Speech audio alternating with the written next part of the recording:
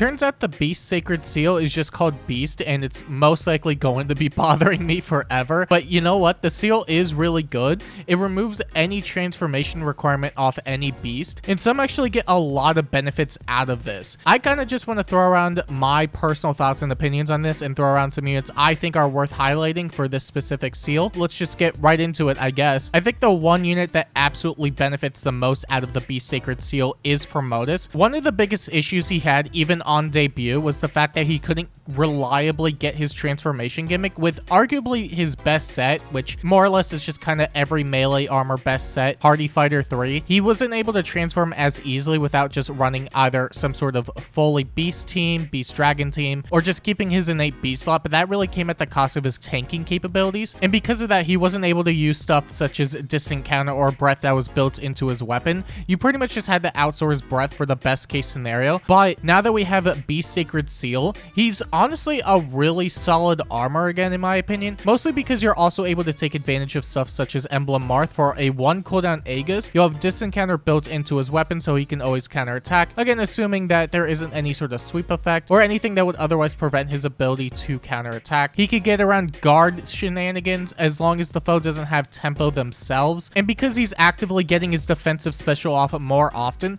he's going to be able to act as a much more threatening wall, because one of the biggest things about Nightmare is that you just can't randomly swing into him unless you are able to kill, because otherwise he'll shut off a bunch of actions. I think now, because he's able to run Hardy Fighter and get distant counter and breath shenanigans, I think he's probably going to be one of the better armors that we have in the game. We still have a lot of really good armors, but I think he definitely shot up in viability. That's just me though. Although if you don't really want to run standard Hardy Fighter Aegis shenanigans, you could always go with a Weaving Fighter, because he does have 80% follow-up damage reduction built into his weapon, if I remember correctly. It's either the weapon or the A slot, but regardless, he's able to get 80% damage reduction on the first hit because of Weaving Fighter. He could always retaliate back with Armored Blaze because of the breath built into his weapon, and he gets 80% follow-up damage reduction because of everything else built into his kit. The only thing you're going to have to worry about, and this just comes at the cost of every single armor or beast on an Aetherite's defense setting, is that they're not going to be able to get their effects turn 1.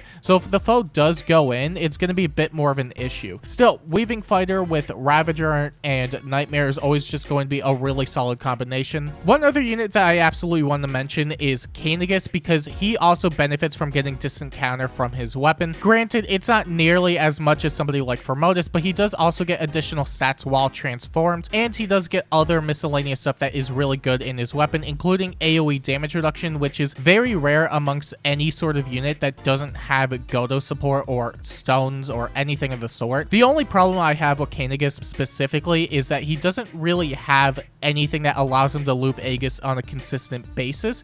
You could always go with Sacred Cow if you want to lower the cooldown, but at the very least, he also does have follow-up damage reduction properties, so if you do want to just bank on that, it's entirely possible. But generally speaking, I would argue all the beast armors just benefit from this the most. Modus definitely being the one at the top. Cavalry is also still a really good armor for this, and you know, we also have Fallen Edelgard we could talk about, because running Beast Sacred Seal allows her to get Gale Force no matter what, so this can just be extremely convenient for any sort of Gale Force strategy on an Aetherite's offense setting. One of the biggest things though is that you will still have to worry about just dealing enough damage, which is probably why you also have the likes of Assassin Strike. Assassin Strike gives her extra true damage, which is always just going to be really helpful, and because of the recent addition of Mercy Wing Echo, you could also run Wings of Mercy while also getting true damage. I think as far as Gale Force stuff goes, this is probably going to be a really good benefit, even though you don't necessarily need it, mostly because you could always have her corner. But now you could also have this applied to other beasts that will otherwise be on your team. For example, if you were running Asker on Light Season on a Gale Force team, then you could just have him in the corner instead. It really just depends on how many beast units you plan to run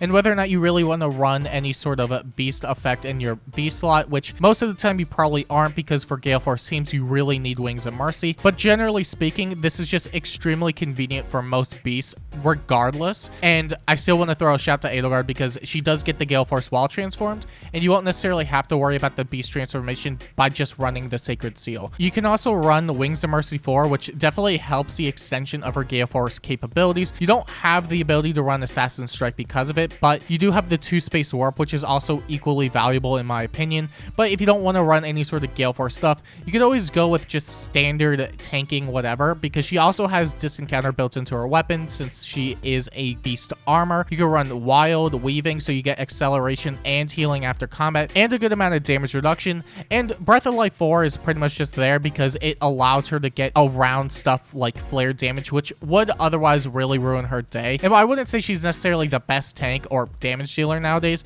You still have the flexibility to do it. Beyond the beast armors, the beast flyers also benefit a great deal because they're going to be able to get permanent 3 movement no matter what, and it doesn't really have to come at the cost of your beast slot either. Right now, we don't really have a lot of competitive beast slots for beasts that would otherwise be ran over stuff like Near Trace or Strike, and because now they have the flexibility to just run these skills with no issue whatsoever, I would argue just running Trace, especially over Beast Near Trace, depending on the unit of course, is going to be a really big benefit because not only do you get true damage, but you also have the ability to move 2 spaces minimum after combat, assuming there isn't any sort of cancel control. But even so, you could easily run this on any sort of flyer such as Tabarn, Naysala, Elm, anybody that really falls into that category of combative flyer. You have stuff such as Clash, Near Trace, Deadly Miasma, and a lot of other skills that they would absolutely really love to take advantage of. But because you are freeing up your beast slot for any sort of beast transformation skill, your best bets are probably going to fall in line with stuff like Near Trace, Counter Roar, Assassin's Strike, or even Desperation and Aerial Maneuvers. There are just a lot of beast slot options for melee flyers nowadays. The dancers also especially benefit here because they're just going to be able to extend their abilities to dance, which, you know, 3 movement dancer, especially on a free-to-play unit, is incredibly strong. And the Sacred Seal also being free means that this is probably the cheapest thing you could ever do in terms of support right now. That being said, to take the most advantage of any support unit, you're just going to need the fodder, but that's pretty much every single unit in the game, to be fair. Even so, being able to run beasts in your Sacred Seal means that you could run stuff such as Firestorm Dance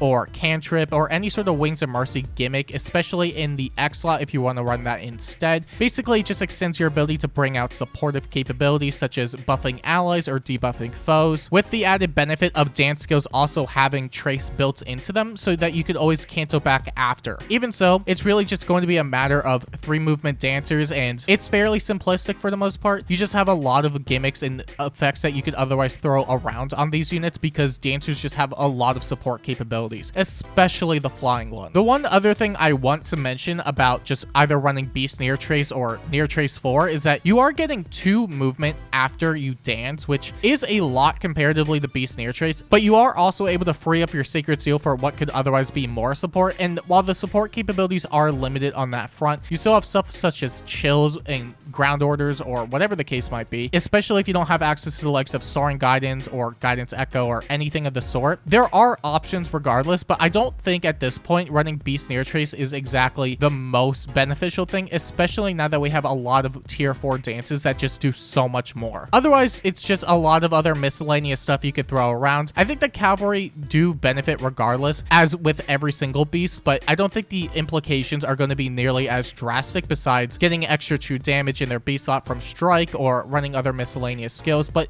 they still benefit regardless. You can more or less run the same things as a lot of the flyers do because they end up getting a lot of the same stuff for the most part. The only thing that they don't really have is lull, but they have that in the form of Deadly Miasma. But Cavs do have cancel built into their C slot, so you don't even necessarily have to run Near Trace in their B slot if you just want to get more capabilities and effects out of your unit. You have the ability to run Strike, Counter Roar, Near Trace, Desperation, and so on and so forth. The one other thing I do want to mention too is that we do have the addition of Odd Defense Wave, which depending on how much defense your Cav has, you could easily go around and just have full tempo in your kit, which pretty much allows you to get a lot of specials off, especially Gale Force, with relative ease, especially if you're running stuff such as Wild as well. Some Cavs don't necessarily need it because they have it built into their weapons, such as New Year Pan, but for the most part, you could run stuff such as Wild, Odd Defense Wave, and if they they have good enough defense, then you're going to be able to get really easy charges on any sort of special, especially if you're running Arcane Nihility, which has built-in slaying. And best for last, or I guess we did best for first, but best for last also applies to Infantry because you still have a lot of B slot capabilities that pretty much comparatively to every single archetype in the game, Infantry tend to have the most skill availability, so they have a lot of stuff they can still take advantage of, but it really will depend on your goal at the end of the day.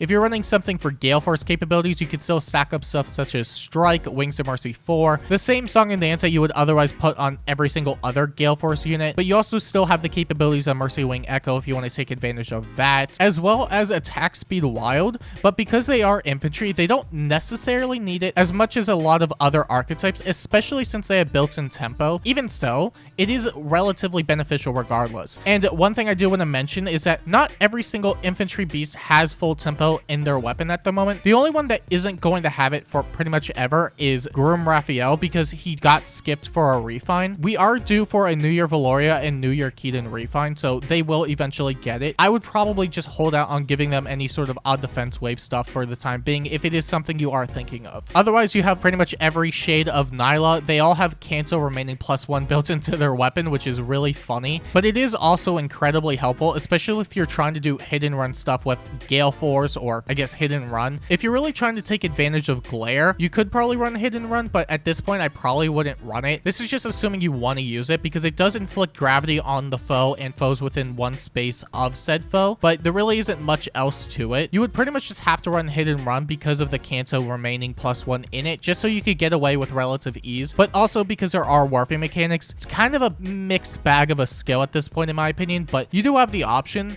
Otherwise, it's pretty much again the same song and dance as a lot of the other builds. Gale Force could easily be something like Wild, Counter Roar, Times Pulse, and because you have Canto remaining +1, you will also be able to move a lot more after, assuming you also don't move a lot of spaces during your second action, which can be really helpful. Pretty much Canto remaining +1. It's funny and it works if you want a player phase option. You have a lot of stuff to make it work. And lastly, you have the biggest benefit in my opinion, and that's the ability to run Lagoo's Friend 4. And you were able to do it before, but you did lose out on tempo, which in my opinion is a big deal for these types of things, especially since they don't have access to the likes of godlike reflexes. The most they're going to be able to do is stuff like Aegis or Pavize or anything of the sort, which isn't exactly the best, but it is beneficial regardless since you're also going to be able to get specials off with way more ease, especially stuff like Ignis, which you could easily immediately retaliate with. Ignis, Bonfire, Draconic Aura, really just depends on the beast you're using, but pretty sure if you're going to be running Lagoo's Friend on any beast, they're probably going to have a lot of defense regardless. But even so, I think Asker is probably going to be the winner in this, at least in the Infantry side, just because he's going to be able to stack it up, get full tempo, and then run other miscellaneous stuff. He has a really good shot at being a really good Infantry tank. Otherwise, besides Lagoo's Friend, you do have Bulwark 4, which in my opinion is an incredibly good beast slot. The problem right now is that a lot of units really rely on stuff like Lagoo's Friend to tank, which does kind of suck because Bulwark does have a lot of really incredible gimmicks that make it so that the foe has to initiate combat on you, and if you do have the capabilities to enter combat like that, then it's going to be one of the best supportive capabilities, at least on the combative side, just for any sort of tank like that, because you're going to be able to stack up support or line up the ability to have other units teleport in or get out or do whatever. It is just a really solid skill overall, but having to rely on Lagoo's Friend is kind of an issue. It's still a shout I want to give, and I mean the Beast Sacred Seal just has a lot of capabilities regardless, so also it's free, so you're probably going to be using it on somebody no matter what, and you're going to have to let me know what that is down below, assuming that you do use a beast unit. Let me know down below. I want to know. You know how I'm putting it on? I'm putting it on Asker probably, because I don't think I have a lot of other beasts built up, but still a good option nonetheless. If you want to see more videos like this, make sure to like and subscribe, and until next time, I'll see you later.